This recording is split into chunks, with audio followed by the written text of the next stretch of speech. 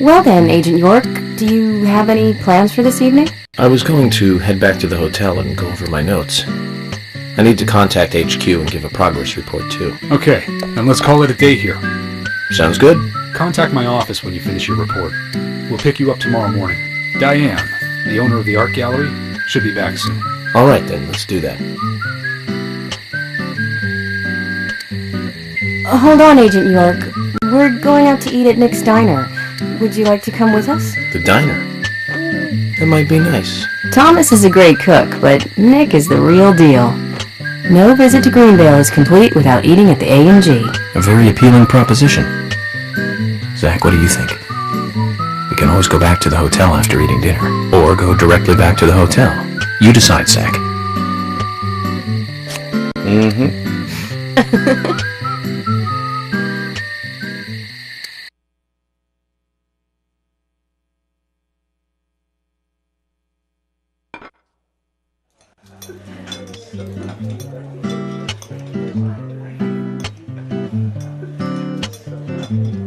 I've been sheriff here for a long time now, and this is the worst murder I've ever seen. Our town is a little odd in some ways, but it's usually a peaceful place. We had our fair share of cases, but just the regular stuff. A high school kid shoplifting from the milk barn, maybe? Or some hot-headed kids fighting, fueled on liquor? Nothing more than that. Agent York, what kind of cases have you dealt with in the past? Not much different from those you've just mentioned. The case I was on until last month, well, the guy killed 7 girls in a 3-month period. He sawed their heads off from the neck and took them back to his house. He cleaned the skulls up and used them as utensils in his daily life, to eat from or as a urine cup. He hated women. That was his way of dealing with it. He'd fill skulls with ice, cola, and rum, then he'd down it in one gulp. For him, that was a holy ritual. The question of his mental state was the pivotal point in the court case. Oh, man. For me, he was insane. 100%. Drinking from the skulls, well, that is one thing, but those he had used to relieve himself, he would then just use them to drink from, too. Yeah, that was too much for me. It's just not sanitary. Not sanitary. That's probably not the problem for most of us. What else? Ah, yes. An ingenious law school student raped over 800 victims. That was a nasty one. Thank you, Agent York. Now, let's talk about something else. You don't want to hear anymore? That's a shame, isn't it, Zach? I was just about to get to the good part, too. Sounds like you live in a totally different world. I mean, you're like an elite agent who just jumped out from a movie or something. In your eyes, we must look like we're just playing cops and robbers. I give up. I can't compete with you. Don't say that, Emily. The cases you have solved are all full-fledged crimes. A crime is a crime. Size doesn't matter. There is no big and small. Crimes always have a criminal and a victim. No victim will ever welcome a crime, no matter what its size. So, fundamentally, there is no difference in size. Well said, Agent Morgan. We work day and night to preserve peace and order in this town. You understand that, right? Of course, but still, I don't view shoplifting and Anna's murder as the same level of crime. Me neither. I never even dreamt that such a thing could ever even happen in this town. I keep on expecting to see Anna. Here in this diner, waiting on tables.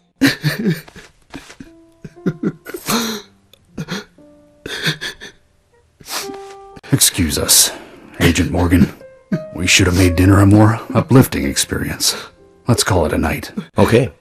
Good night then.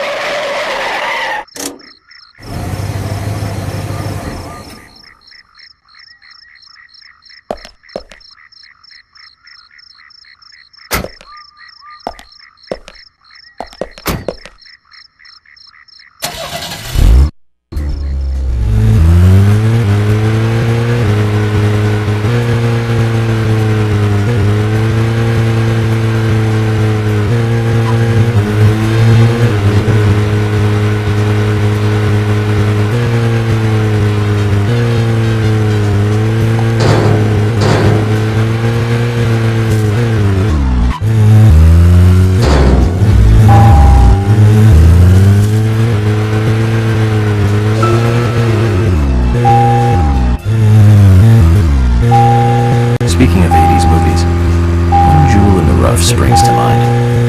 Deadly Spawn. Do you remember that one, Zach? Back in '83, directed by Douglas McCann. Right, it was filmed pretty cheap, but still it was pretty good. The monster design with the mouth crammed full of teeth, I loved it. So many delicious B-movie cliches. Did you know that they made a sequel? But I never got to see the sequel. The rental store didn't have it for some reason. They said the staff for the sequel was totally different from the original. I wonder how the sequel turned out. You know, the monster in that one responded to sound. Wait, Zach. Sounds a lot like the movie Tremors. I think that one was back in '89, directed by Ron Underwood. Now that was a great role for Kevin Bacon. A masterpiece. Zach, that one had sequels like crazy. I remember there was a fourth one. I've only seen the first one, though.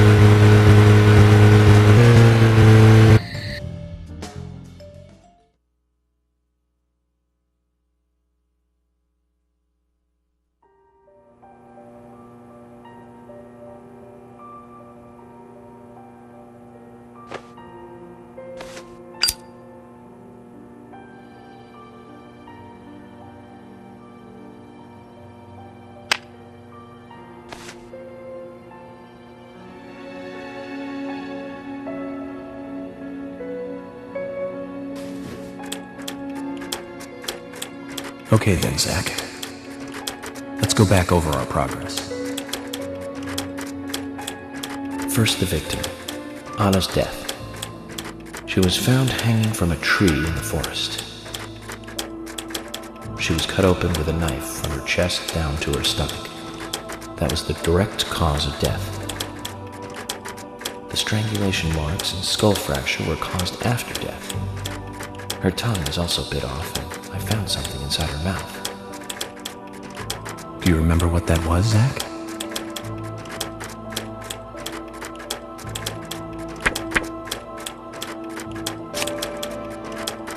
That's right. We found the same red seed in her mouth. According to Emily, it was raining when Anna was killed, but traces of tears were still evident on her face. Which means the perpetrator killed Anna under a roof in the lumber mill, and then carried her body into the woods after it stopped raining. We found numerous important pieces of evidence at the site of the crime. A total of 4 things. Knee prints in the grass, a wood chip with metal dust, a photo of a man with a tattoo on his back, and one other thing. Do you remember what that was, Zach?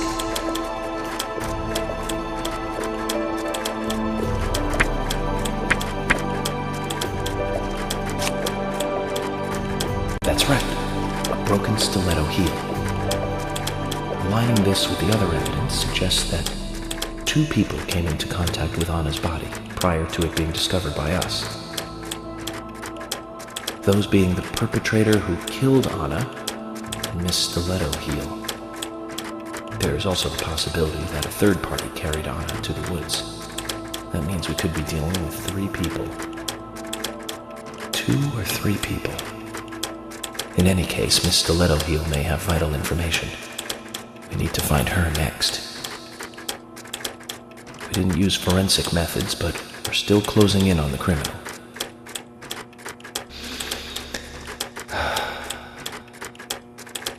Have I forgotten anything? Ah, of course. The marks on her hand tell us that Anna was gripping something when she died. Do you remember that, Zach? What do you think she was holding on to?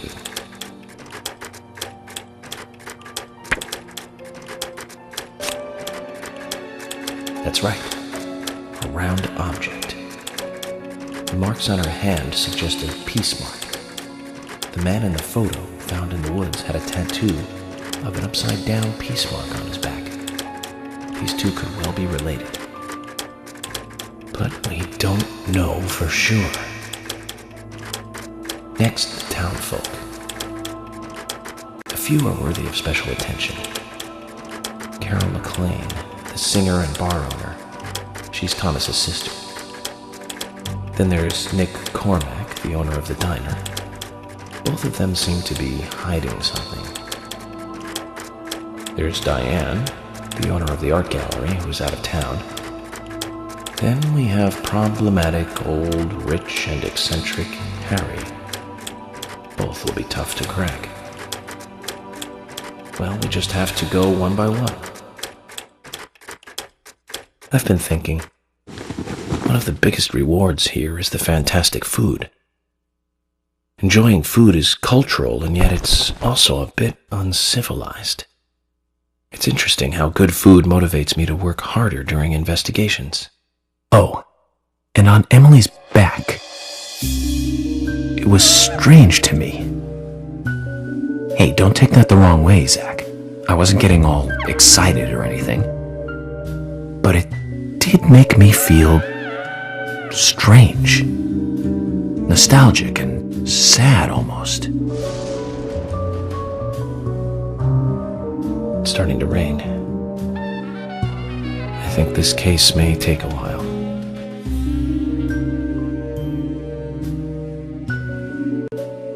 Emily! Lunchtime, Emily! I'll eat later. You'll eat right now, young lady. You need to listen to your mother. I want to hear the rest of the story. Eat your lunch, then take a nap. Then I'll tell you the rest. But I want to hear it now. There's no need to rush things. You must live your life at the pace that is right for you.